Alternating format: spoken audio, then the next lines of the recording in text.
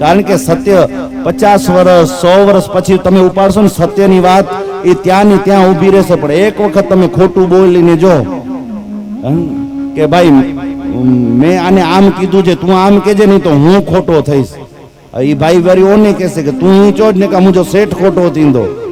આમ કરતા કરતા ને ક્યારેક જો એ વાત ઉગડી થઈ જાય તો અસત્ય તો એ અસત્ય છે, બધું ભાંડું ફૂટી જાય.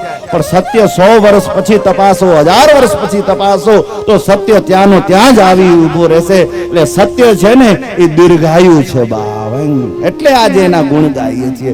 સત્યનો આધાર છે બાપ. અસત્ય હોત તો આ ભાગવતો ક્યારની બંધ થઈ ગઈ હોત.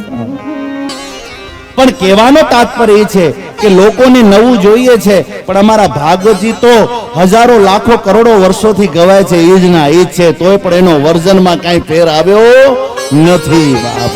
માલ સાચો છે બાપ, માલ સાચો છે.